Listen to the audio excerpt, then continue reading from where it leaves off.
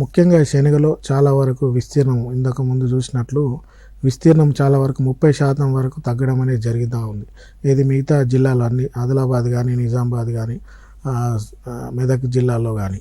అయితే ఈ విస్తీర్ణం తగ్గడానికి ప్రధాన కారణం ఏంటంటే, ఒకటి ఈ ఎండు తెగులు సమస్య చాలా వరకు స్ప్రెడ్ అవుతూ ఉంది. అదేవిధంగా రెండవ ప్రధాన కారణం వచ్చేసి చలి తీవ్రత కూడా కొంతవరకు రబీ కాలంలో ఉండాల్సిన చలి తీవ్రత కూడా ఈ మధ్య గత 2-3 సంవత్సరాలలో ఉండడం లేదు. సో ఈ రెండు ప్రధాన కారణాలలో తర్వాత ఇంకా చూసినట్లయితే కొంత ఈ సోయాబీన్ పంట కోతలు లేటు కావడము, తర్వాత విత్తనం లేటుగా వేయడం వల్ల కూడా, అంటే అక్టోబర్ మాసంలో ఖచ్చితంగా అయిపోవాలి ఈ సోయాబీన్ శనగ విత్తుకోవడం అనేది. అది కాస్త నవంబర్ వరకు వేస్తూ ఉన్నారు కాబట్టి మరి అట్లా కొంత లేట్ అవ్వడం కూడా ఈ యొక్క కారణం అవుతూ ఉంది.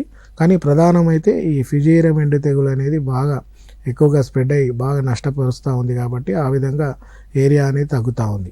అయితే ఈ ఎండు తెగులు ఫిజేరియం ఎండు తెగులుకు సంబంధించి రైతులు ఒక 3 పద్ధతులు తూచా తప్పకుండా ఖచ్చితంగా ప్రొఫైలాక్టిక్గా చేయవలసిన అవసరం ఉంది. దాంట్లో మొదటి చూసినట్లయితే ఈ యొక్క 100 కిలోల పశువుల ఎరువుతో పాటు ఒక 2 కిలోల ట్రైకోడర్మా విరిడి లేదా సూడోమోనాస్ ఫ్లోరిసెన్స్ రెండిట్లో ఏదైనా కూడా జీవ సంబంధ తెగుళ్ళ మందు ఆ 100 కిలోల పశువుల ఎరువు లేదా 100 కిలోల వర్మీ కంపోస్ట్ ఏదైనా కూడా తీసుకొని విత్తనం వేసే ముందు తేమ ఖచ్చితంగా భూమిలో ఉంటుంది కాబట్టి విత్తనం వేసే వారం రోజుల ముందు ఈ యొక్క 100 కిలోలతో పాటు 2 కిలోల ఈ జీవ సంబంధ తెగుళ్ళ మందు, అదేవిధంగా ఒక 98 కేజీల మన వేప పిండిని ఈ మూడింటిని కలుపుకొని ఒక నీడ ప్రదేశంలో వారం రోజులు డెవలప్ చేసుకొని దాన్ని 100 కిలోలుగా తయారు చేసుకొని మనకు విత్తనం వేసే ముందు చేయనంత చల్లుకోవాలి.